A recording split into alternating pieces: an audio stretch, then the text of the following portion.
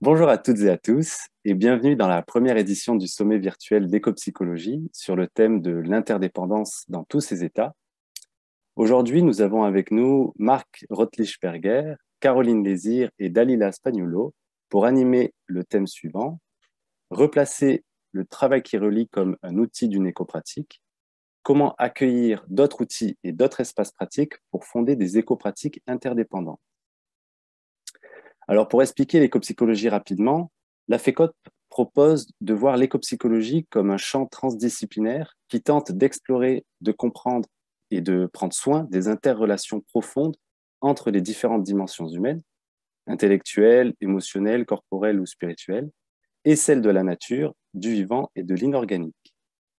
Et pour ce sommet, nous avons choisi le thème de l'interdépendance parce qu'elle est à la base de la réalité du monde, que ce soit structurelle ou fonctionnelle, c'est-à-dire que c'est au fondement même de la vie, de la nature dans son ensemble. Et elle est au cœur même du paradigme de l'éco-psychologie.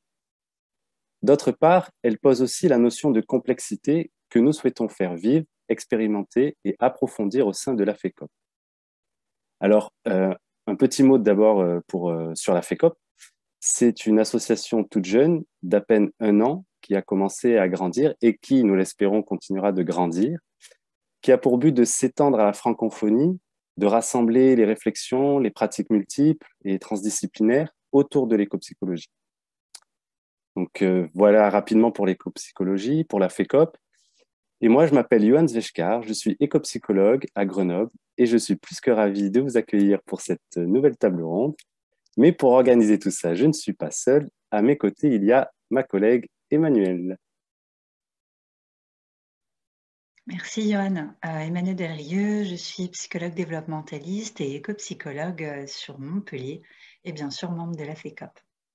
Donc, comme tu le disais à l'instant, Johan, ce thème qui est posé au niveau de cette table ronde fait suite à un constat qui est qu'en France, lorsque l'on va évoquer l'éco-psychologie, on va tout de suite penser au TQR, le travail qui relie de Johanna Macy.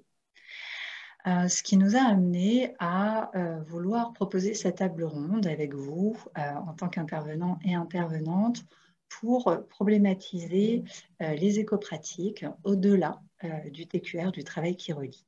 Mais avant de rentrer dans le vif du sujet, je vous propose de vous présenter chacune et chacun à votre tour. Voilà, je ne sais pas qui veut commencer.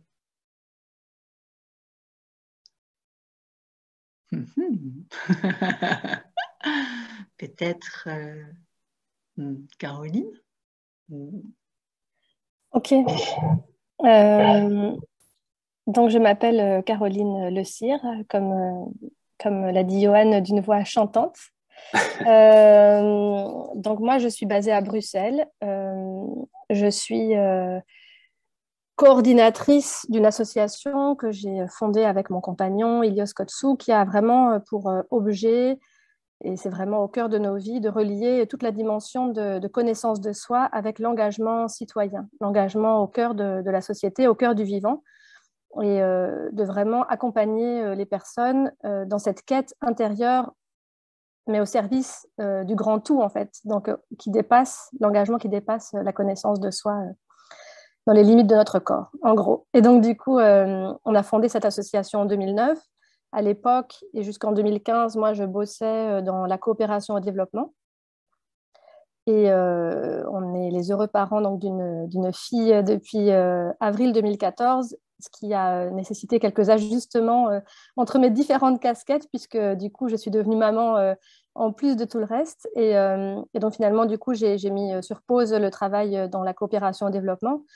Mais au fond, c'était pour moi, donc beaucoup de mes collègues ne comprenaient pas en fait cette nouvelle réorientation vers la méditation, puisque quelque part, je me suis aussi formée donc à la méditation de pleine conscience, et puis au travail qui relie, et notamment, et c'est vrai que beaucoup de mes collègues disaient, mais c'est vraiment bizarre de passer d'une action humanitaire comme ça, et puis d'aller maintenant t'asseoir sur ton coussin, et au fond, moi, j'avais eu la même méfiance quelque part. Moi, je venais pas du tout d'un milieu où le développement personnel était connu. Mes parents sont enseignants. Et donc, c'est vrai que quand j'ai connu Ilios, donc mon compagnon qui pratiquait la méditation, en fait, on était très. Donc, moi, j'ai bien sûr créé l'association avec lui. Je n'étais pas en désaccord avec ça, mais je voyais vraiment deux mondes, quoi. Je voyais vraiment le monde de l'action dans lequel j'étais et le monde de la contemplation dans lequel clairement il était. Et je trouvais que c'était bien qu'il y ait les deux, mais je ne voyais pas trop de convergence, on va dire. Et donc, du coup, finalement, j'ai vécu cette convergence à l'intérieur quand j'ai découvert finalement la méditation. Et moi, j'ai découvert la méditation parce que j'allais pas bien, en fait, dans ce monde en souffrance, en grande souffrance. J'étais vraiment en déni face à toute cette souffrance, alors plutôt moins le lien au vivant de manière directe, c'est venu plus tard, mais plutôt la souffrance des populations. Moi, c'était dans les pays d'Afrique francophone dans lesquels j'intervenais. Et c'est vrai que je crois que j'ai frôlé le burn-out. Et du coup, le fait de venir voir ce qui se passe à l'intérieur m'a beaucoup aidée. Et donc, ça m'a semblé tellement essentiel, comme une continuation tellement évidente, mais que je ne voyais pas, de pouvoir se pencher sur nos motivations. Qu'est-ce qui nous pousse finalement qu'est-ce qui m'avait poussé, moi, à choisir Sciences Po, puis la coopération au développement? C'est qu'au fond, moi, depuis toute jeune, j'étais sensible aux injustices sociales, injustices climatiques. Mais c'est vrai que je n'avais pas cette idée de me rendre compte qu'on pouvait changer plein de choses à partir de nous, en fait, qu'on était l'outil finalement par lequel on pouvait transformer le monde. Et donc, voilà, moi, j'ai tellement appris, ça m'a tellement porté que du coup, je me suis investie 2 fois plus dans l'asso depuis que j'y suis à temps plein, même à plus que temps plein. Et je trouve que c'est vraiment passionnant d'avoir réussi à concilier ces deux dimensions. Donc voilà, en gros, c'est ça que je pourrais dire sur moi. Je vais m'arrêter là et puis voilà, on y reviendra peut-être après. Donc voilà. Merci en tout cas de m'avoir invitée. Merci Caroline. Est-ce que Marc, ça te va de te présenter?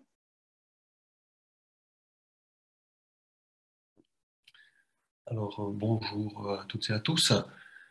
Mon nom est Marc Rucklisberger et j'habite Fribourg en Suisse. En fait, mon métier, disons, principal, le premier métier que j'ai appris, c'était économiste. J'ai fait des études d'économie. Et puis, j'ai travaillé longtemps comme économiste. Et ensuite, pour résumer un peu les choses, j'ai changé, j'ai fait des études de psychologie à l'Université de Fribourg. J'ai commencé en 2012 et j'ai fini mon master en psychologie clinique en 2017. Donc voilà, beaucoup de personnes me disent, voilà, c'est un grand changement, c'est une grande réorientation, mais au fond, je vois beaucoup de liens entre l'économie et la psychologie. Voilà, mais ce n'est pas forcément le thème de ce soir. Et donc, pour présenter aussi un peu mes activités, disons, annexes, j'ai fait pas mal de TQR, donc travail qui relie. J'ai aussi suivi beaucoup de TQR en tant que participant. Et notamment en Suisse, on a le laboratoire de transition intérieure qui donne ce genre d'ateliers, qui sont très bien d'ailleurs. Et puis actuellement, je travaille pour une association qui fait la promotion de l'écologie. Donc je m'occupe, comme on n'est que 6, on est assez peu à Berne, donc je m'occupe un peu de différentes choses, hein, à la fois du management environnemental des institutions, la communication. Je fais aussi, donc, je travaille pour différents projets avec différents acteurs pour voilà, la promotion de l'écologie. En résumé, c'est ça. Et puis, la dernière chose, peut-être, qui peut intéresser les participants, c'est que j'ai écrit un livre durant la période de Covid parce que, ben, voilà, je suis resté à la maison de manière inattendue dès mars, comme la plupart comme tout le monde peut-être, à partir de mars 2020. Et je me suis dit, bon, ben, il y a beaucoup de choses que je ne peux plus faire. Je vais peut-être écrire un livre. Alors voilà, j'ai écrit un livre qui a été publié donc, il y a 4 mois, le 1er octobre 2021. Et voilà, ben, c'est celui-ci, hein, Prévention des risques psychologiques lors d'ateliers de sensibilisation à l'écologie. Et c'est probablement pour ça que j'ai été invité ce soir. Et voilà un peu de ma présentation générale, et puis je me réjouis de discuter avec vous tous. Super, merci beaucoup Marc. Eh bien, Dalila, est-ce que ça te va de te présenter? Oui, ça me va. Donc moi, je viens de la même ville que Marc. Donc j'ai aussi fait mes études à l'université de Fribourg pour devenir psychologue. Ensuite, j'ai ouvert mon cabinet et dans mon cabinet, en fait, j'ai ajouté des cordes à mon arc, en fait, où je faisais pas que de la psychologie. Je me suis formée à tout un tas d'autres choses parallèles, mais surtout liées aux états modifiés de conscience. Donc vraiment, ça passe de l'hypnose aux respirations holotropiques, la transe, et plus tard encore des techniques plus chamaniques que j'ai moi-même aussi beaucoup expérimenté. C'est là où j'ai vu énormément en fait le lien qui était possible de faire entre la psychologie et la nature à travers en fait le chamanisme.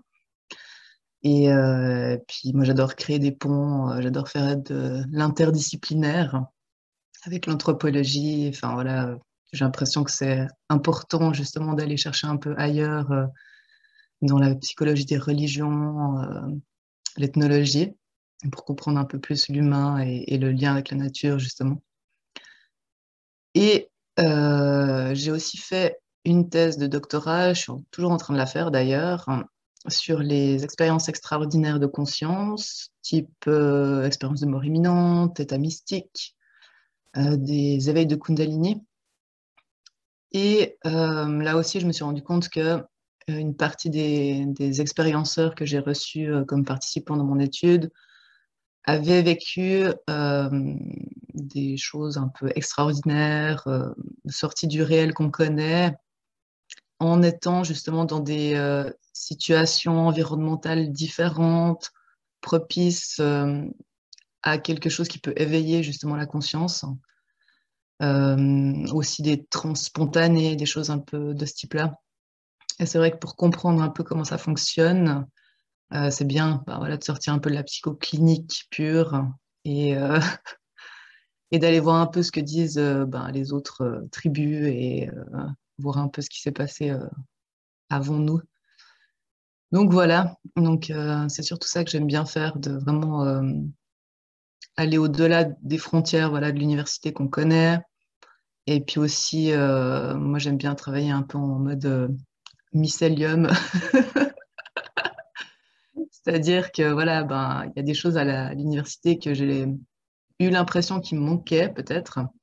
Et du coup, j'ai proposé des cours pour les étudiants de master, parce que je donne aussi des cours. Typiquement, là, un nouveau cours que je viens de retravailler, de développer pour le semestre qui va arriver, avec un cours exprès sur l'éco-psychologie. Donc, je suis très contente de faire rentrer ça à l'Uni de Fribourg. Et je me réjouis justement de faire un peu mon travail comme ça, de planter des graines à des futurs psychologues, qu'ils aient cette information importante. Et voilà. Et j'aime bien aussi, dans mon cabinet, des fois, sortir et proposer aux gens de sortir, faire de temps en temps des rituels de passage, des choses de ce type-là. J'en parlerai probablement en exemple plus tard. Super, merci Dalila. Ben, ça fait trop plaisir d'avoir votre présentation. Tous les trois, ça fait chaud au cœur, vraiment. Peut-être avant qu'on rentre dans le vif du sujet, parce que forcément, quand je vous entends tous les trois, et j'imagine que c'est pareil pour toi, Johan, j'ai tout de suite envie de vous poser plein de questions. Mais on va se recentrer. On va éviter, on va garder ces questions un petit peu. La première chose que j'aurais envie de poser, c'est est-ce que vous pourriez resituer ce qu'est le TQR, donc le travail qui relie de Johanna Macy, puisque même si chacun vous l'avez témoigné, finalement, vous avez ouvert sur plein d'éco-pratiques ou sur plein de techniques, d'outils pour se relier au vivant. Le TQR reste encore, comme je vous l'ai dit, en France, vraiment la clé d'entrée. Et du coup, pour mieux cerner peut-être ce qu'est le TQR, est-ce que vous pourriez, est-ce qu'il y aurait un ou une de vous qui serait OK pour peut-être expliquer ce qu'est le TQR et le définir pour qu'on sache de où on part?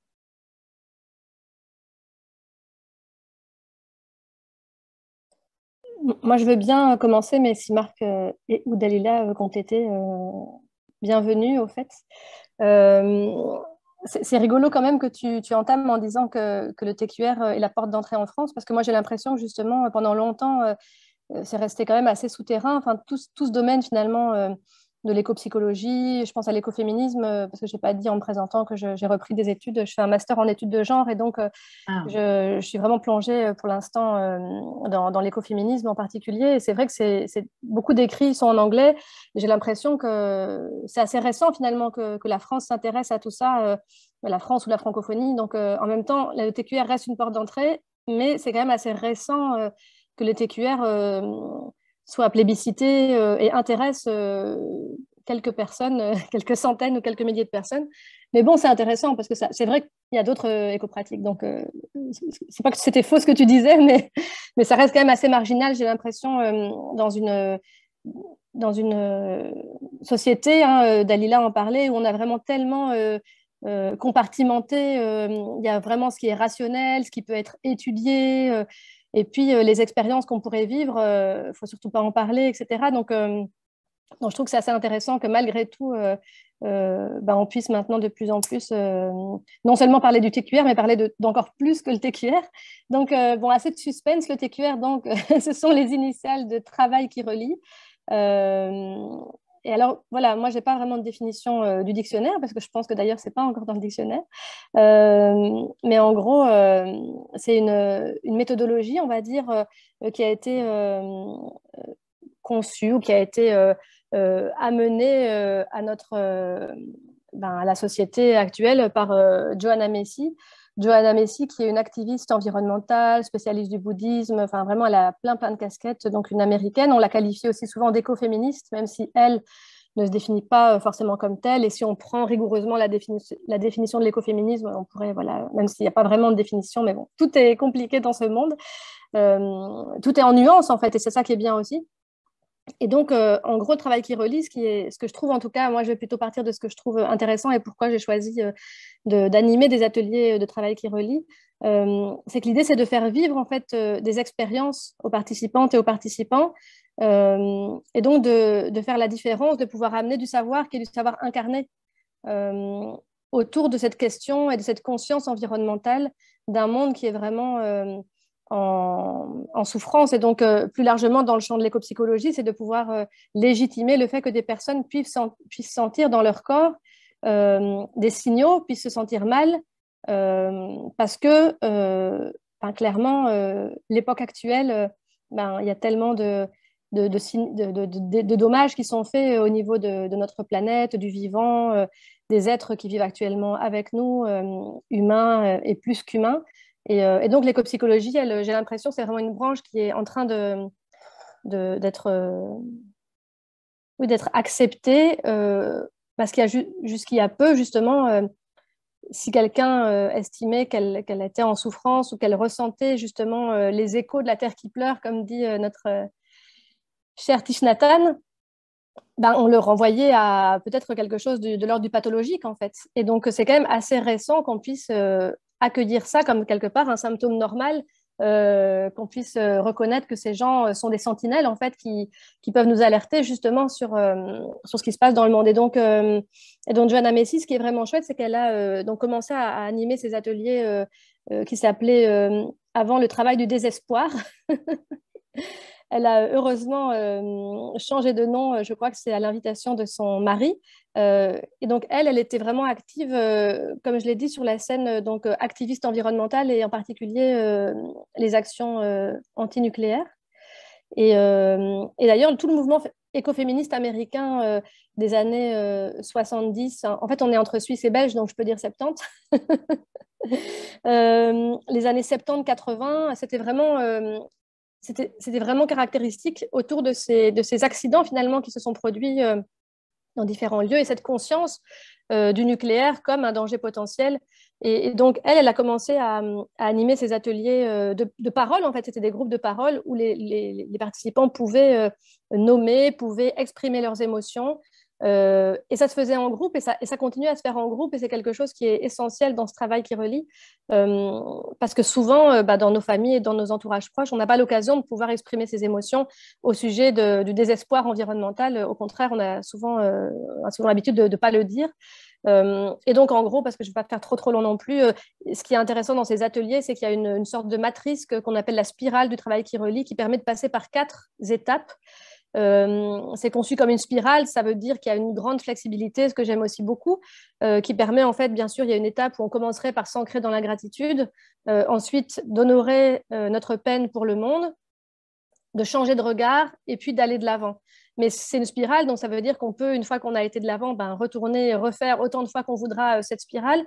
Mais surtout aussi, quand on est dans un détente, quand on est dans la gratitude, quand on est dans honorer notre peine pour le monde, la gratitude n'est jamais loin, le changement de regard, il est nécessaire. Donc au fond, c'est comme une armature, on va dire. Et ce que je trouve intéressant, c'est en tout cas moi, comment je vis les ateliers du travail qui relient, c'est que c'est une armature non seulement pour pouvoir être souple dans avant, après, c'est pas quelque chose de figé. Maintenant, on est dans la peine, il n'y a plus de place pour la gratitude.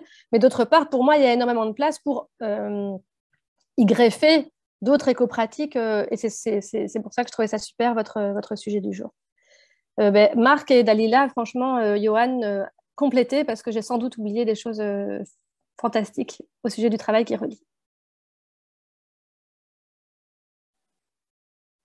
Merci beaucoup, Caro. Tu as fait une belle présentation. Est-ce que justement, Marc ou Dalila, vous voulez rebondir, vous dire un peu comment est-ce que c'est pour vous le travail qui relie, et puis on pourra après explorer plus en détail tout ce qui peut s'y trouver à côté, dans les éco-pratiques, tout ce qu'on peut y faire. Alors, je voulais juste peut-être ajouter 2, 3 choses, mais je crois que Caroline a dit l'essentiel, hein, et donc je me retrouve tout à fait dans ce qu'elle dit. Je crois que le TQR, à l'origine, quand il a été créé par Joanna Macy dans les années 70, c'était pas forcément lié à l'éco-psychologie, puisque c'était en lien avec la guerre du Vietnam, avec les centrales nucléaires, etc. Donc c'était un peu dans le mouvement militant.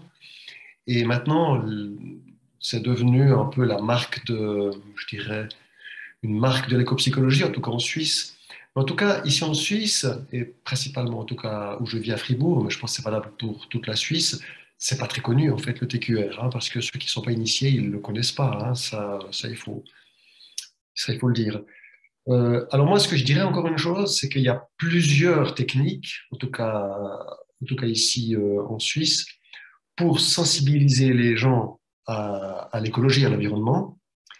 Et puis le TQR, il a ceci d'intéressant, c'est que il utilise des rituels, l'aspect émotionnel, travailler sur les émotions, et, et puis en plus, il souligne vraiment l'interdépendance, hein, c'est vraiment dans la 3e phase, c'est vraiment important. Donc, du coup, je trouve que c'est un outil assez intéressant, parce qu'il y a d'autres outils comme les conversations carbone, peut-être que vous connaissez, qui sont très populaires ici en Suisse romande. Donc, c'est des groupes de parole où on se voit sur 3 mois, toutes les 2 semaines, environ, je ne sais plus exactement. Et puis, on va parler d'un thème. Alors, une fois, on parle de la mobilité, puis on analyse nos kilomètres, etc. L'autre fois, on parle de ce qu'on mange, etc. Donc, c'est beaucoup plus intellectuel. Et moi, dans les TQR que j'ai fait, il y a pas mal il y a des personnes qui sont venues et ont dit, mais nous, on ne veut pas un truc intellectuel. Nous, on veut travailler les émotions, être dans le rituel, dans la musique, on veut être dans la sensation. Donc voilà, il faut que ça parle à tout le monde un peu. Et le TQR parle à une certaine partie de la population, donc il est utile. Voilà tout ce que je voulais dire.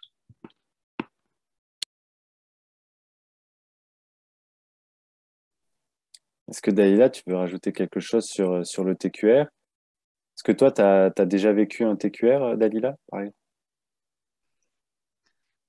Alors, je ne me suis pas inscrite à un stage où c'était nommé qu'on allait faire du TQR.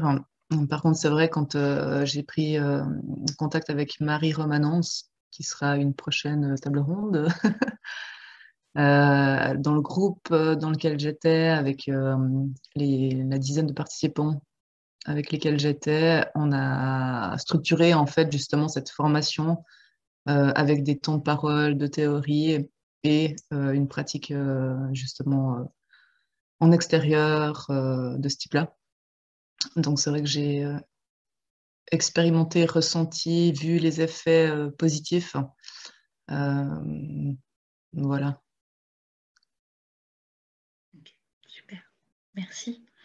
Donc, du coup, en tout cas, ce que j'entends et ce qui est intéressant, moi je ne vais pas redévelopper sur le TQR, ce n'est pas là l'objectif, mais ce que j'ai entendu de vous trois, c'est que, et tu l'as bien souligné Marc, et toi aussi Caroline, et toi aussi Daïla, c'est le côté on va replonger dans le corps par les sensations, par les émotions, et laisser s'exprimer les souffrances, les douleurs, ou aussi les questionnements peut-être existentiels que soulève la période dans laquelle on vit, que ce soit dans les effondrements de la biodiversité ou ce qui se passe dans le bouleversement climatique.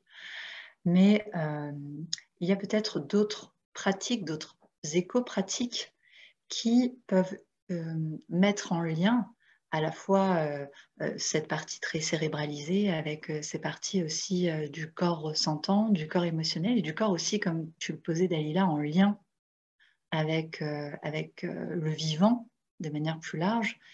Et ça, c'est intéressant parce qu'il y a aussi les endroits peut-être où on pratique. Comme je crois que j'ai entendu que tu disais, Dalila, que tu allais développer peut-être ça. Et c'est peut-être ça que j'ai envie de poser avec vous. C'est-à-dire, j'ai entendu que chacun et chacune, vous avez développé des affinités vers la méditation, d'autres vers les états modifiés de conscience. Et c'est peut-être ces témoignages ou ce partage ensemble dans une co-construction de réflexion sur ces outils qui serait intéressant aussi parce que on est tous en transition. Et tu l'as souligné, Caroline, finalement, nous, on est dedans, donc c'est connu. Mais autour, c'est encore peu connu. Et finalement, on est aussi tous en train de bricoler, je le vois, un petit peu partout. Et ce qui est intéressant, c'est de faire part de nos bricolages tous ensemble. Donc, je ne sais pas comment toi, tu veux le poser, peut-être, Yoann, mais moi, je serais assez contente qu'il y en ait un ou une de vous qui peut-être débute pour parler de ces éco-pratiques, de peut-être comment vous les vivez, de ce que vous avez peut-être envie de transmettre aussi comme technique.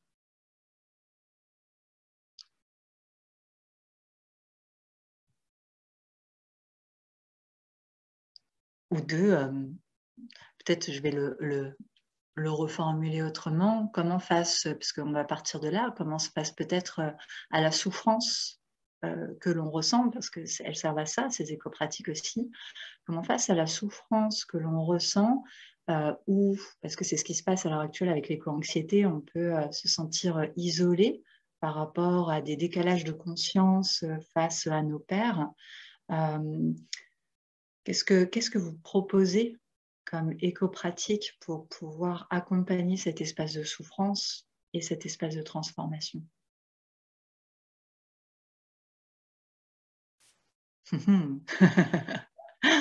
Ah, c'est pas facile. Qui veut se lancer?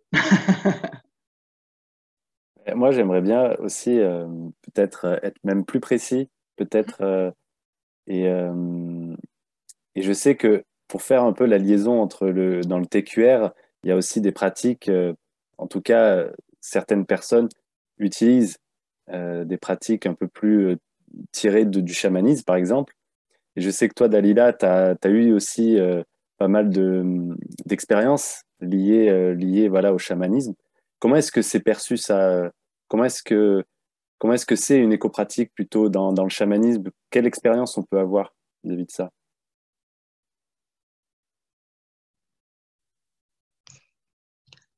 C'est vrai que dans un premier temps, quand j'ai commencé à faire des expériences avec les états modifiés de conscience, il y a beaucoup de choses qui sont possibles. C'est vraiment un large éventail.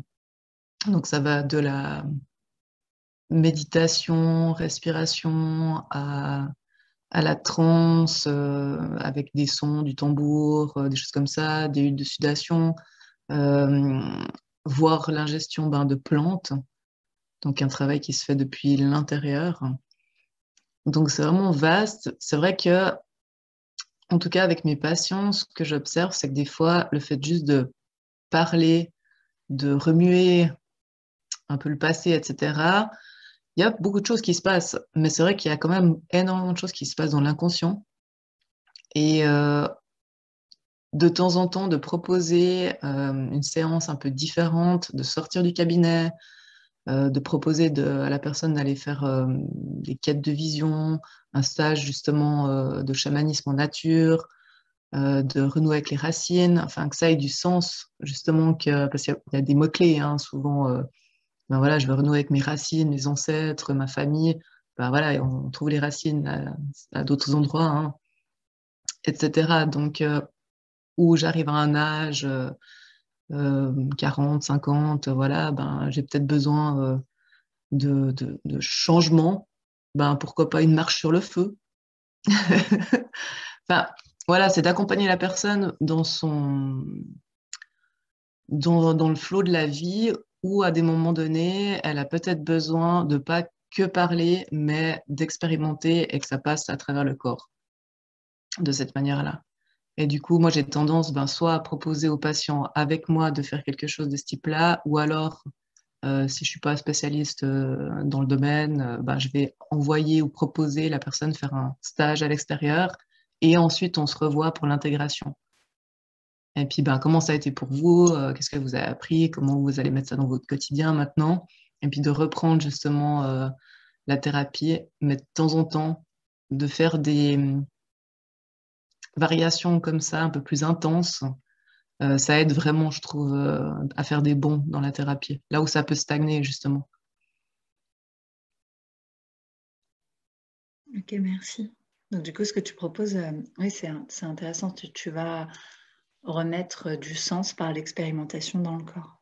Mhm. Ok. Exactement. Puis voilà, ça aussi, quand on regarde un peu comment ça se passe dans d'autres endroits du monde, voilà, au Pérou, ça arrive qu'ils enterrent les gens pour justement avoir ce sentiment de renaître à soi-même. Donc, et c'est vraiment hyper puissant. Parce que ce qui passe par le corps, voilà, le mental, à un moment donné, il est obligé de l'intégrer. Alors que si on fait juste peut-être que de l'hypnose, le mental, il va toujours se poser la question, oui, mais est-ce que c'est fait? Là, on passe par l'expérience du corps.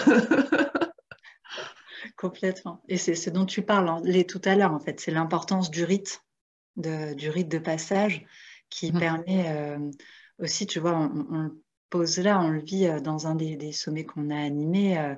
On parlait de cette difficulté d'être entre les deux mondes et des fois d'avoir besoin d'avoir des marqueurs forts qui nous aident à dire, OK, là, j'ai vécu cette transformation, même si c'est une force qui n'est pas palpable, elle est acquise et elle est actée parce qu'il y a un rite. Ok. Et du coup, tu proposes quoi comme rite? Alors, moi, ça m'arrive. Après, je suis limitée. C'est vrai que dans ce que je peux faire, déjà au niveau des horaires, du timing, ça prend vite du temps de trouver une forêt depuis le cabinet. Mais un exemple que j'aime bien faire, c'est quand les personnes sentent qu'elles portent des choses lourdes qui ne leur appartiennent pas ou voilà, qu'elles ont juste envie de s'en délester. Le fait de prendre un sac à dos, mettre des cailloux dedans. Et puis vraiment, voilà, ok, ça maintenant, c'est ce que tu portes. Parce que tu as la sensation justement de porter au niveau psychologique, on va les mettre dans la matière. Et après, on marche, et on marche, et on marche, et on sent le poids, et on sent le poids. Et puis après, ok, qu'est-ce qu'on veut plus? On s'arrête, on prend une pierre, qu'est-ce que c'est? On note dessus, et on la laisse. Et on avance, et on avance, et on avance, jusqu'à que le sac soit vide. Donc ça, c'est un petit exercice comme ça que j'aime bien faire, parce que vraiment, la personne, à la fin, quand on pose la question, comment tu te sens maintenant? Plus légère. Donc voilà, ça c'est un exemple que j'aime beaucoup. Super, merci Dalila pour ce partage. Et pour toi, Caroline, tu disais aussi que c'était important d'être dans le lien avec le corps et que tu avais trouvé cet espace dans la méditation. Oui, déjà, je trouve que c'est rigolo de parler du corps alors qu'on est que des petites têtes là sur Zoom, complètement coupées du corps. Ça me faisait rire quand j'entendais Dalila et même Marc. C'est marrant en fait, parce qu'effectivement, moi j'utilise souvent l'expression qu'on n'est pas que des cerveaux sur un bâton. Et en fait, notre monde, il accentue tellement ça, on est tellement paumé dans nos têtes que là, et puis surtout, en plus maintenant, les Zooms et compagnie, on voit que les têtes, enfin bref. J'aurais bien eu envie qu'on se mette en mouvement, mais ça va être un peu compliqué. Mais par contre, avant de développer, je ne l'ai pas fait tout à l'heure spontanément, mais je voulais vraiment remercier Marc parce que moi, tu as parlé de ton bouquin et je le trouve formidable. Et je l'ai connu grâce à Johan, avec qui j'ai animé en septembre un petit atelier. Il venait de sortir ton bouquin, donc il l'avait amené. Et moi, c'est quelque chose que je trouvais tellement précieux, vraiment. Franchement, j'étais hyper heureuse de l'avoir entre les mains parce qu'effectivement, Dalila parle de certaines expériences et je trouve avec la casquette de facilitatrice, quand tu es dans le groupe, effectivement, les gens peuvent vivre des choses. Voilà, donc la spirale offre des. Voilà, je n'ai pas tout développé, mais effectivement, il y a 4 temps dans lesquels on peut finalement mettre pas mal d'exercices de formes différentes. Et donc, non seulement, voilà, les exercices, on peut les adapter un petit peu, mais les gens peuvent vivre selon l'exercice proposé une expérience tout à fait différente selon leur passé, selon leur état d'esprit du moment, etc. Et du coup, je trouvais ça vraiment, donc entre parenthèses, je ferme, mais c'est très très bienvenu et j'espère que vraiment beaucoup de personnes qui animent pourront en prendre connaissance parce que ça me semblait vraiment nécessaire. Et du coup, pour répondre à ta question, Emmanuel, moi j'ai l'impression au fond que tout peut être éco-pratique. Tu vois ce que je veux dire? C'est que quand tu parlais, effectivement, on a tellement déserté nos corps, tu vois, pour intégrer les émotions, intégrer finalement nos expériences, tout ce qui se vit, on le mâchonne beaucoup dans la tête, tu vois, on le rumine beaucoup avec nos cerveaux, alors que, Dalila, tu parlais, et tu as sans doute beaucoup, beaucoup plus d'expérience que moi, mais traditionnellement, dans les cultures traditionnelles, ça s'est tout le temps vécu déjà dans le lien et dans les corps, en fait. Moi, je m'occupe beaucoup avec Émergence, donc en plus de coordonner l'association, j'anime notamment soit le travail qui relie, soit des ateliers de préparation à la naissance avec des couples. Et c'est vrai que traditionnellement, les mamans, quand elles accouchent, elles tremblent. Donc, quand on a donné naissance, le corps tremble parce qu'en fait, il y a eu un tel changement dans le corps, de poids, et en fait, tout ça, souvent, ça fait peur. Donc, nous, on prévient les mamans, on leur dit, en fait, si vous tremblez après l'accouchement, en fait, c'est tout à fait normal. Alors, voilà, ça dépend aussi de la durée pendant laquelle la maman tremble, mais a priori, ça peut être tout à fait normal parce qu'en fait, votre corps, il est en train d'intégrer, y compris le nouveau statut, que vous êtes maintenant responsable d'un petit être avec, bien sûr, le ou la partenaire. Mais grosso modo, c'est normal, en fait, que notre corps intègre ça. Et traditionnellement, c'est expliqué. Et c'est accompagné par les personnes qui sont passées par cette étape ou qui ont soit la sagesse, soit l'expérience. Et donc, ça, on manque vraiment de ça. Et donc, moi, je n'ai pas vécu d'expérience jusque-là, en tout cas, mais je trouve ça vraiment formidable. Mais comme je te disais, je pense que tout peut être l'occasion de vivre des expériences, par contre.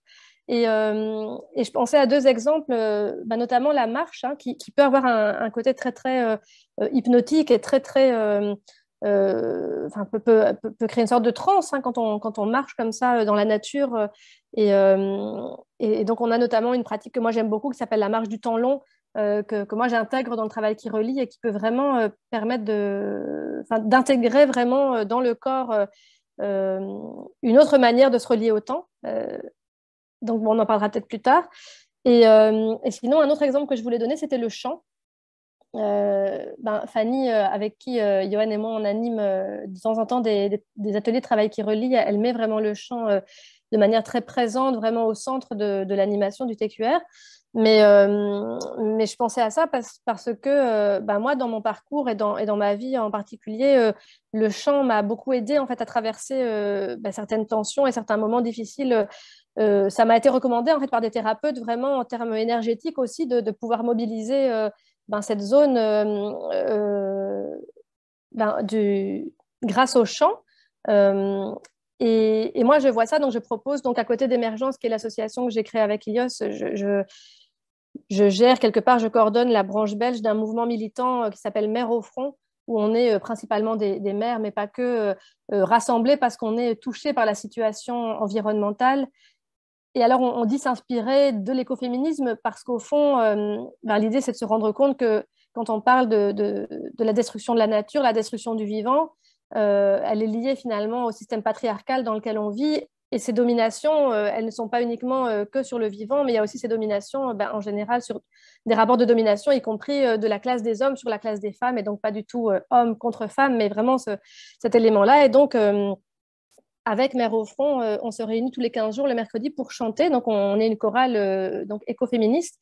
Et je pensais à ça parce qu'au fond, je vois comment ce chant, enfin, ces réunions qu'on a qui se déroulent donc une fois tous les 15 jours pendant 2 heures, comment elles sont thérapeutiques et à quel point ça peut vraiment nous amener à lâcher vraiment tout ce qui est dans la tête et à nous faire traverser. Donc, je pense que le chant peut vraiment être une pratique aussi de reliance au vivant et de pouvoir dépasser ou intégrer autrement nos expériences, qu'elles soient oui, injustice sociale, injustice climatique et de manière générale, cette société qui est quand même assez inégalitaire et qui est violente au fond. Donc, moi, ce que j'aurais envie de dire, c'est que je pense que tout peut être éco-pratique du moment que ça passe par le corps et que c'est bien accompagné. Voilà, moi, j'insisterai là-dessus. C'est pour ça que j'ai commencé en parlant du bouquin de Marc, parce que je crois que c'est ça qui est fondamental, que ce soit des expériences chamaniques ou même des expériences qui ne sont pas en soi a priori sur le papier bouleversantes, qui peuvent mener à des choses qui nous dépassent, d'où l'importance de baliser ça et de ne pas proposer des choses dont on ne se sent pas capable. J'ai du mal à construire ma phrase, mais vous voyez ce que je veux dire. Qu'on ne se sent pas capable d'encadrer. Voilà. Mais je vais m'éclipser une seconde parce que je n'ai plus de batterie à mon ordinateur. Excusez-moi. Pas de souci. Merci Caroline. Merci. Est-ce que Marc, justement, ça tirait de nous parler des risques psychosociaux qu'il y a face à l'accompagnement, comme vient de le souligner Caroline? Oui, alors je peux en parler bien sûr, mais je voulais déjà dire que ça m'assure beaucoup d'écouter Caroline parce que voilà, ça ouvre de nouveaux horizons pour moi. Et je voulais juste dire que je suis tout à fait d'accord que tout peut être éco-pratique, enfin en tout cas beaucoup de choses. Par exemple, moi j'ai fait un Temazcal, des huttes de sudation, etc. Je fais de la marche. Finalement, c'est vrai qu'on pourrait considérer ça comme des éco-pratiques, hein, je trouve. Même si je n'étais pas conscient sur le moment de concevoir ça comme une éco-pratique. Je voulais juste dire, peut-être avant de... J'aimerais juste, si vous êtes d'accord, donc parler de deux éco-pratiques, entre guillemets, que moi-même je donne. Donc moi, c'est la pleine conscience aussi, j'en ai pas parlé lors de ma présentation, mais c'est une partie importante de ma vie. J'ai commencé il y a longtemps, en 2007, hein, par la méditation zen. Et depuis, c'est resté. Et d'ailleurs, à Unisport, je donne des cours de méditation. Et en fait, je pense que la méditation, avec le temps, je vois que pour moi, c'est très profond, dans le sens que, pour moi, c'est aussi une éco-pratique, dans le sens que c'est une excellente manière de faire la transition écologique. Pourquoi? Parce que dans la pleine conscience, il y a la lenteur, il y a la prise de conscience de soi, et, et même peut-être, si on ne s'en rend pas compte, il y a aussi la prise de conscience de l'univers, de la nature. Donc pour moi, c'est vraiment un outil qu'on peut considérer comme une éco-pratique, et puis qu'on peut, voilà, qui fait du bien, etc. Donc, qui a plein, à mon avis, plein d'effets bénéfiques, hein. Je ne vais pas faire la publicité ici parce que je pourrais en parler longtemps, mais je pense que ça, c'est vraiment un outil dont il faut utiliser et qui est clairement intéressant pour la transition écologique, hein. Après, moi, via mon travail, puisque je travaille pour une organisation religieuse financée par les églises nationales chrétiennes, donc catholiques et protestantes, du coup, il y a un petit aspect religieux, dans le sens que je démarche, par exemple, des paroisses ou des institutions, des monastères, etc., pour entrer, on a toutes sortes de prestations pour la transition écologique. Et là, je vois, en fait, il y a un peu de spiritualité qui entre en jeu, parce que notamment dans les freins, parce qu'il y a des freins, hein. Moi, j'ai fait une liste aussi de freins, un document. Il y a les freins, les accélérateurs à la transition. Et les gens, par exemple, qui soient religieux ou non, mais ils ont toutes sortes de freins.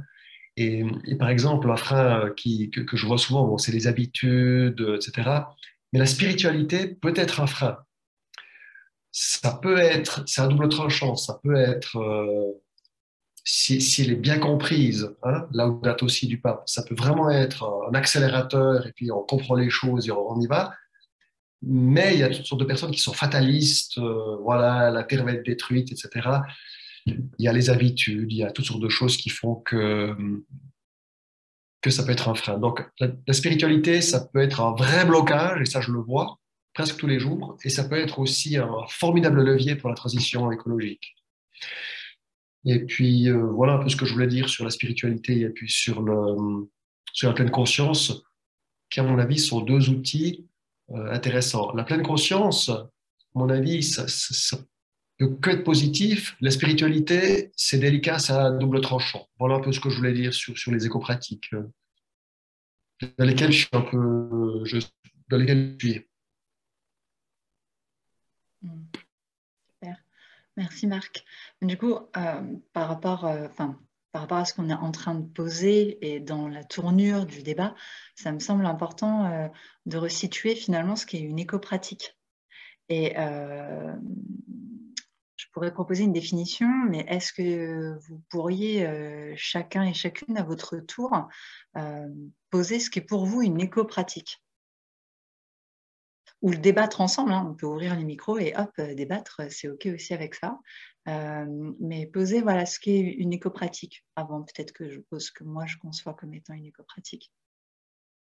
Parce que tu vois, tu as dit Marc que tout était éco-pratique, j'entends, OK, mais après, comment éviter cet effet de mode où on rajoute le côté éco parce que c'est un peu à la mode à tout, et qu'on va dire, oh, tiens, voilà, ce que je fais, c'est une éco-pratique. OK, mais finalement, une éco-pratique, elle a peut-être aussi un cadre définitoire. Et quel est un peu ce cadre définitoire pour vous? Je ne sais pas si vous l'avez posé. Est-ce que moi je peux commencer Ouais. à dire je vois les acquiescements. Oui, oui, vas-y. Commence. Eh ben, en fait, ça m'a fait penser à plein de choses à ce que vous avez dit et c'est génial. Parce que justement, l'éco-pratique, je me suis dit aussi, comment on pourrait la définir? Donc, il doit y avoir des définitions qui ont été posées, certes, mais de le réfléchir avec vous, ça me fait penser que dans éco-pratique, ben, si on se réfère à éco du grec oikos, qui veut dire maison, ça veut dire des pratiques qui sont en lien à la maison qui est la nature, j'ai envie de dire, ou le vivant dans son ensemble, la terre. Et donc, en fait, ça me fait penser ce que vous dites que entre Caroline qui nous parlait du corps, enfin même Dalila et Marc, l'importance du corps finalement dans les pratiques et que tout peut être éco-pratique à ce moment-là quand on se reconnecte au corps, ça me fait penser que eh ben, peut-être que l'idée de l'éco-pratique, ça serait justement de rendre visible la nature extérieure, le lien qu'il y a entre la nature extérieure et la nature intérieure. Et cette jonction qui est dans notre culture, dans notre société, un peu coupée, c'est-à-dire qu'on a nature d'un côté, culture de l'autre, eh ben, comment dire, notre séparation, voilà, il y a l'animal d'un côté ou la rationalité d'un côté et puis l'émotion de l'autre côté, le corps de l'autre côté, et tout ça, en fait, ça me fait penser que ben, finalement, quand on se reconnecte à des éco-pratiques, c'est peut-être pour justement, à travers le corps, de reprendre conscience de notre lien au vivant. Et que finalement, la nature extérieure est un miroir, enfin, que notre nature intérieure est un miroir de la nature extérieure. Et que vice-versa, finalement, que les deux communiquent. Et que des éco-pratiques, ça peut être une définition, ça peut être des pratiques qui sont utilisées pour se reconnecter à cette nature, à ce lien entre intérieur et extérieur. Voilà peut-être un démarrage, je ne sais pas ce que vous en pensez. Comment est-ce que vous le percevez, vous? Écoute, moi, je veux bien embrayer. Merci, Johan, d'avoir donné ce cette première définition ou ce premier éclairage. Moi, ce que j'entends, en tout cas, dans Écopratique, directement, ce que je trouve intéressant, c'est l'aspect de pratique. Donc, vraiment l'aspect qu'il y a quelque chose là à cultiver, à entraîner, que c'est un processus, que c'est quelque chose qui va nécessiter d'y revenir encore et encore. Donc, c'est pas quelque chose voilà, qu'on vit une fois et puis qu'on a compris en fait. Donc l'idée, j'ai l'impression que dans Écopratique, il y a cette, en tout cas moi, la manière dont je le comprends, c'est l'idée de, et Marc en a parlé en parlant de la méditation que je pratique aussi, c'est rien n'est acquis au fond, c'est l'idée de revenir et que selon le moment, selon la personne ou le groupe qui va nous accompagner, on va observer des choses différentes. Et puis donc ça c'est, en tout cas pour moi, c'est l'aspect que je trouve vraiment essentiel, c'est l'aspect de s'entraîner en fait, qu'il y a vraiment cette idée de quelque chose, il y a toujours des choses à apprendre. Et l'autre chose, ben, quand tu parles de la maison Oikos, ben oui, moi je trouve que tout peut être écopratique parce qu'au fond, on est tellement loin en fait de notre propre maison au fond, et donc puisque tout est lié, ben, déjà si on prenait, enfin, le fait de s'intéresser à ce qui se passe dans nos sensations physiques, c'est ce à quoi nous invite beaucoup la méditation de pleine conscience, et de se rendre compte à quel point on est tout le temps ailleurs que dans l'ici et maintenant. Ben, évidemment, tous les liens vont pouvoir se faire, puisque c'est cette. Tu parlais, Emmanuel, tout à l'heure de l'époque actuelle, ou de. Je ne sais plus qui a parlé, ou non, c'était toi, Dalila, de avant nous. Mais au fond, moi qui étudie maintenant, là, depuis quelques mois, dans ce master en études de genre, je vois que c'est finalement assez récent. Donc, cette coupure, elle est très récente. Et donc, c'est ça qui, moi, me donne beaucoup d'espérance, beaucoup d'espoir, c'est de se dire qu'on peut vraiment. Redécouvrir, on peut réexploiter tous ces liens justement grâce au peuple premier, grâce à tous les apprentissages que des personnes comme toi qui sont entre deux mondes, qui nous transmettent tout ça. Donc moi, ça me donne beaucoup de confiance parce que je pense que voilà, à travers notre propre reconnexion à notre corps, finalement, c'est l'essentiel parce que puisqu'on n'est pas séparés, puisque nous sommes la nature qui se défend, comme certains activistes le disent maintenant et l'écrivent sur leurs pancartes, dès lors qu'on n'est plus que dans la tête. Moi, j'ai l'impression que c'est ça le chemin le plus difficile. Hier, quand on était à l'atelier de préparation à la naissance, mon amie sage-femme parlait de la distance que le bébé doit parcourir. Je ne sais pas si vous avez une idée de la distance quand la naissance se fait par voie basse. C'est 7 centimètres. Vous imaginez? En fait, c'est rien. 7 centimètres entre l'utérus et la sortie aérienne du bébé. Mais dit comme ça, on a dit, bah oui, pourquoi toute cette affaire pour 7 centimètres? Mais c'est 7 centimètres qui sont vachement compliqués à parcourir. Et c'est en même temps magnifique parce que voilà, quand ça se passe bien, et c'est beaucoup plus souvent que ce qu'on nous fait croire, ben, le corps est prévu pour. Mais je ne vais pas m'attarder là-dessus, mais c'est pour dire qu'au fond, ben, là aussi, il a dit, le fait de pouvoir sortir de temps en temps de notre tête, c'est pas compliqué en soi. Là, on n'est pas loin de notre corps, on est dans notre corps, et pourtant, on est tellement coupé, quoi. Donc tout ça, voilà, c'est pour juste revenir, et bien sûr qu'il y a sûrement des définitions, mais voilà, j'ai l'impression, personnellement, je continuerai à dire que tout peut être écopratique du moment que ça nous incarne, en fait. Voilà.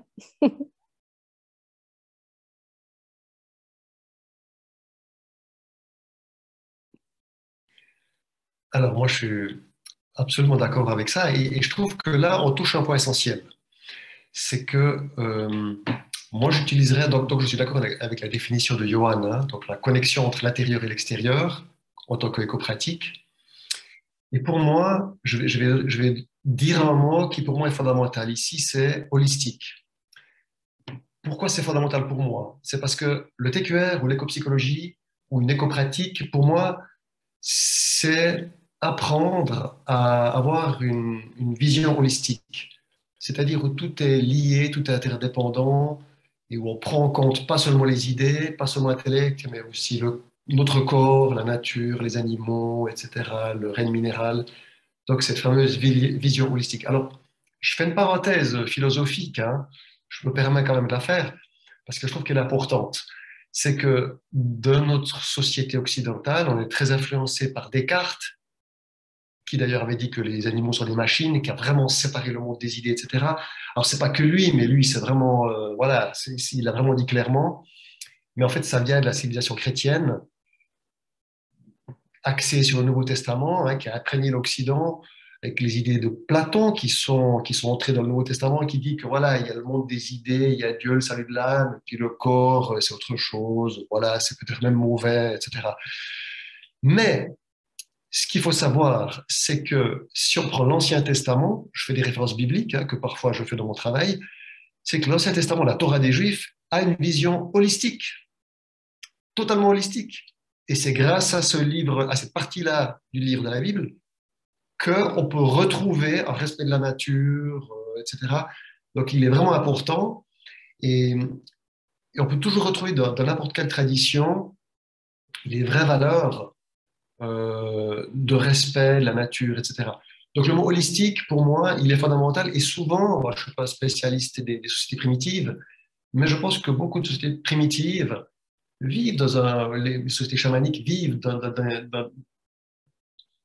voilà, ont une vision holistique où tout est un peu relié. Et puis on a perdu ça en Occident, il faut retrouver un peu cette vision holistique. Et les éco-pratiques, justement, peut-être un chemin pour retrouver cette vision holistique, de voir que tout est lié, voilà, tout est un, quoi. Voilà, un peu comme je simplifierais les choses.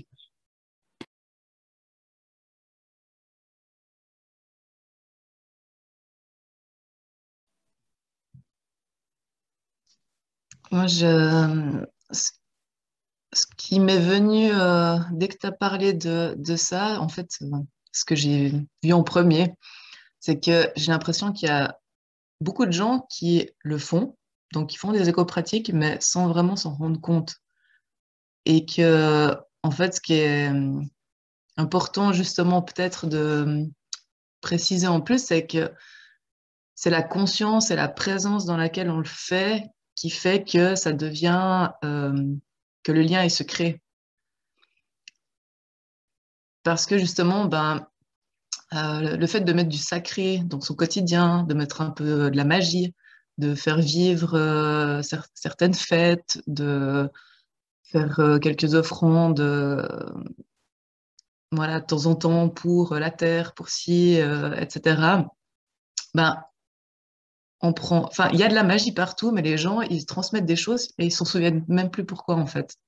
Et puis là, je trouve que ça serait intéressant justement de se souvenir de ça parce que vous allez au restaurant chinois, il y a deux food dogs devant l'entrée, on leur donne des offrandes, on leur met un café.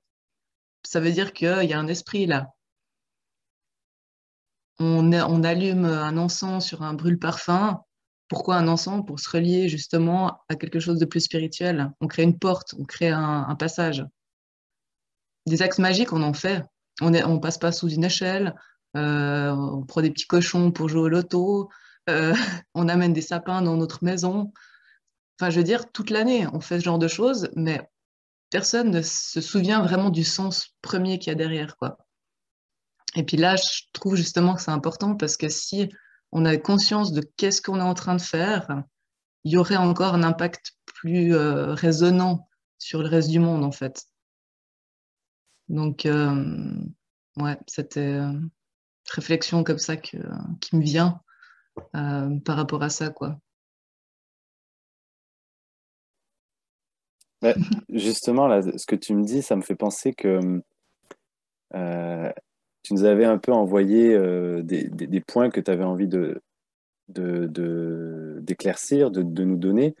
Et j'essaie de faire un rebouclage avec ça, mais tu nous as dit par exemple que la nature pouvait être un témoin, donc dans ce sens-là, la nature pouvait être un témoin de rituels, de moments clés de notre vie, de moments forts dans notre vie. Justement, est-ce que tu peux nous donner des exemples? Ou est-ce que toi, tu as pratiqué justement? Comment est-ce que tu pratiques ça? Alors, je le vois à plusieurs niveaux si je prends un petit peu là où je travaille dans mon quotidien. Donc, c'est vrai qu'avec, par exemple, les expérienceurs qui étaient participants dans mon étude, ça leur est arrivé que à certains endroits du monde particuliers où ils étaient allés avec une intention quand même, hein, que en fait les choses se produisent à ce moment-là, puis que tout d'un coup il y a une sorte de transformation assez qui peut être brutale. Après, il faut intégrer tout ça. Mais parce que justement la personne était sortie de son quotidien, sortie de sa maison, qu'elle a été justement peut-être au contact d'une tribu ou en Amazonie ou dans le désert. Dans le désert, ça m'est arrivé aussi à moi.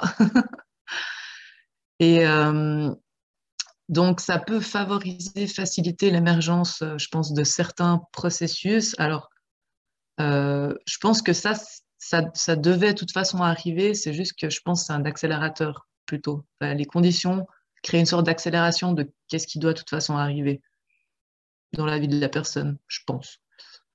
Et sinon, après, le fait de le concevoir et de dire, voilà, j'ai envie de faire mon mariage à l'extérieur, de fêter mes 40 ans, de couper un lien avec une personne, je sais pas, que j'ai aimée ou faire le deuil de, et de passer par la nature comme témoin.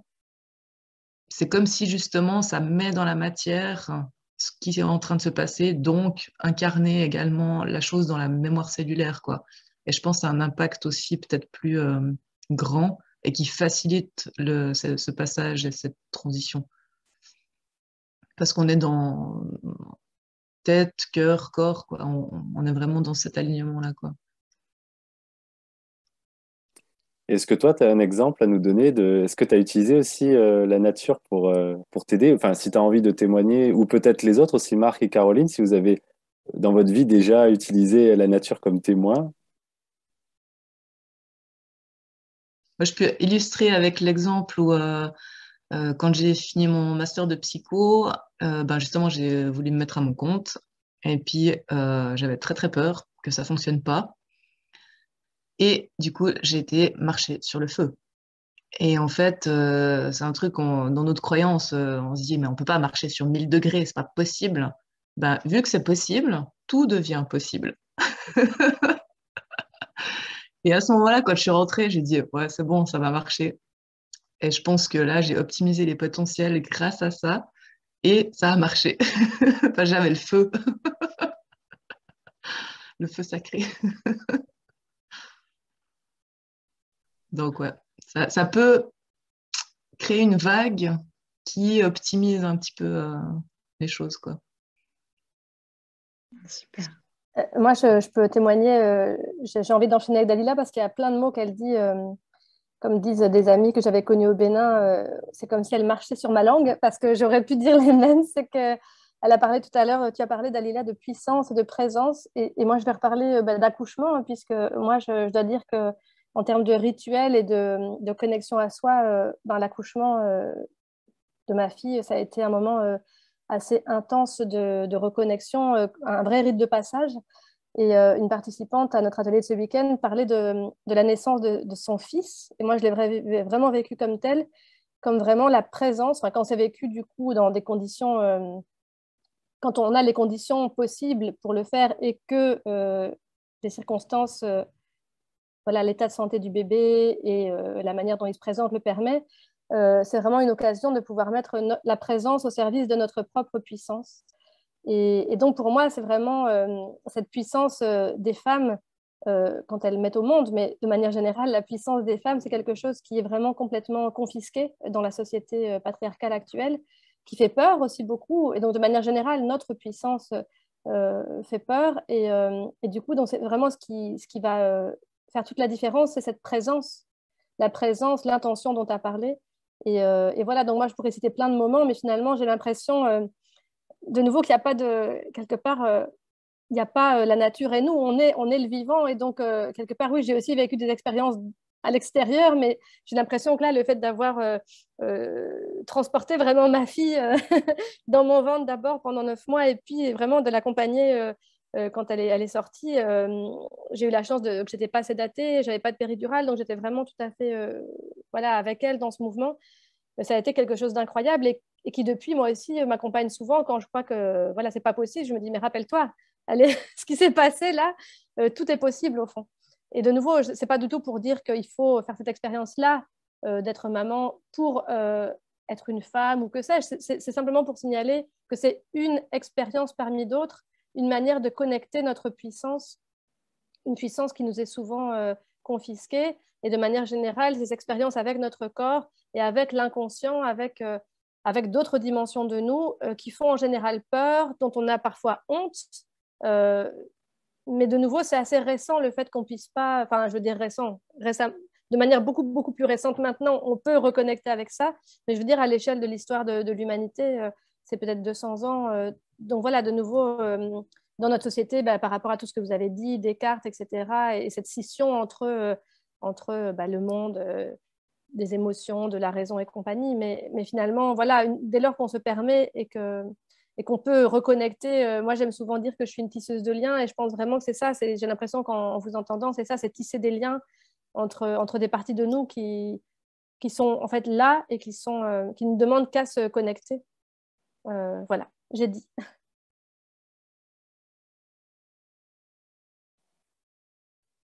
Merci Caroline. En t'écoutant, ça me fait penser justement à t'es revenu pas mal de fois sur l'expérience d'avoir un bébé et tout ça.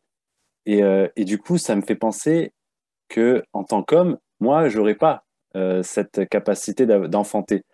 Et donc, ça vient, enfin, l'idée, elle, quand je la tire un peu, ça me fait prendre encore plus conscience de la différence, même au sein des éco-pratiques, en fait, de l'expérience, la différence qu'on peut y avoir entre hommes et femmes, et que finalement, euh, voilà, une éco-pratique, quand on se relie au corps, déjà, faut savoir, je pense, j'ai pas de chiffres en tête, mais il me semble qu'il y a plus de femmes dans ce milieu-là, dès qu'on parle d'émotions, dès qu'on parle de corps et tout ça, qui sont susceptibles de faire des éco-pratiques que d'hommes. Donc peut-être qu'il faudrait voir s'il y a des gens qui ont des données, etc., ou des études là-dessus. Ça serait intéressant de voir en tout cas. Mais justement, j'en viens du coup à me poser la question, en tant qu'homme, les éco-pratiques, par exemple, Marc, comment est-ce que toi, tu, tu te relis justement en tant qu'homme à ces éco-pratiques? Est-ce que toi, tu as quelque chose que tu mets en place dans ton quotidien, dans ta vie, ou est-ce que tu es passé par des expériences voilà, qui te font connaître euh, ce retour au corps?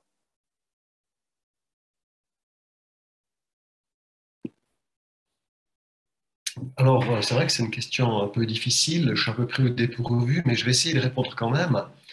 Euh, pour moi, la nature, alors moi, je ne fais pas une différence aussi fondamentale que ça, hein, donc entre les hommes et les femmes, parce que souvent, quand tu as des groupes de parole, etc., souvent, quand une femme parle, je me retrouve tout à fait dans ce qu'elle dit, mais je ne suis pas non plus trop exagérer le vécu qu'on peut avoir entre hommes et femmes, hein, la différence. Donc.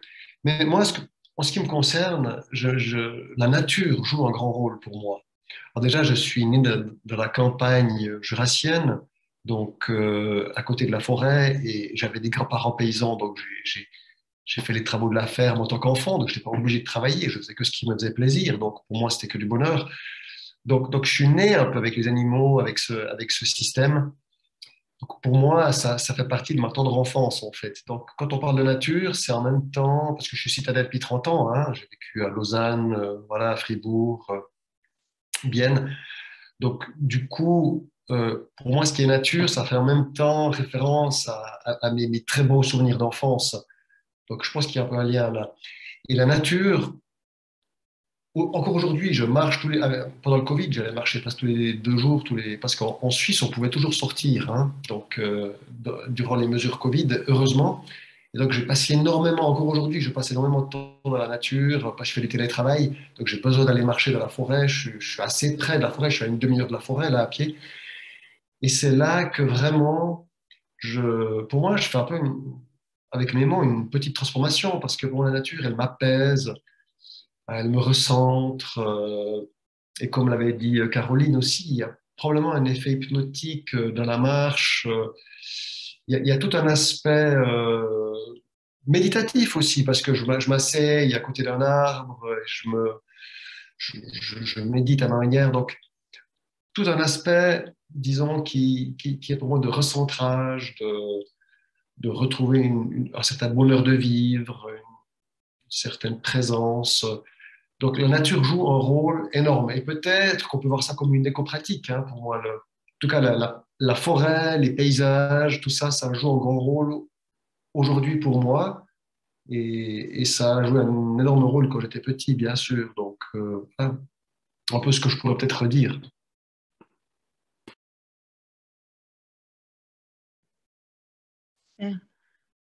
Moi, je voudrais juste préciser parce que suite à l'intervention de Johan et de Marc, et vraiment rappeler à quel point, notamment en plus avec ma casquette d'étudiante en master genre, il n'y a effectivement pas de différence biologique on le sait maintenant, entre hommes et femmes. Enfin, il y a des différences entre hommes et femmes biologiques, mais ce que je veux dire, c'est que ça ne dit rien sur notre sensibilité à la nature, notre ouverture, bien au contraire. Et moi, quand j'ai parlé de mon accouchement, je pense avoir précisé, mais je leur précise que c'était par rapport à mon expérience à moi, que dans mon cas, moi, ça a ouvert des portes, mais que plein de femmes qui accouchent vivent une expérience tout à fait traumatisante ou juste tout à fait autre.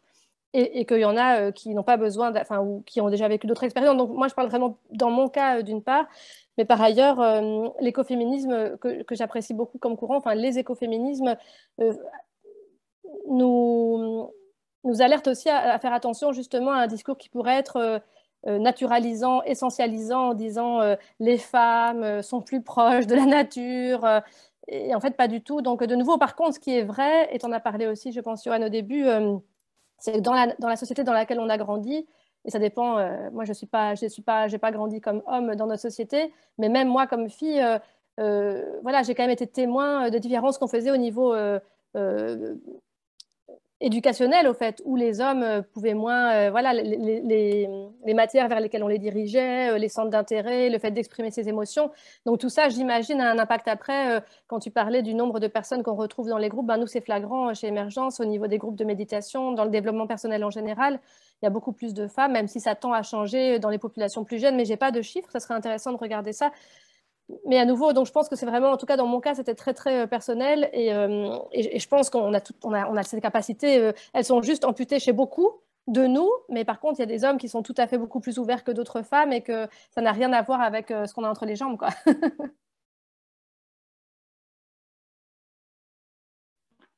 Merci Caroline de le repréciser. C'est essentiel, c'est essentiel. Ok, merci vraiment pour ce qui a été posé tous ensemble et ce qui a été élaboré. Moi, j'ai entendu des mots qui ont résonné puissamment, à commencer par celui-ci, le terme de puissance, le terme de retisser le lien, le terme de conscience, le terme de présence.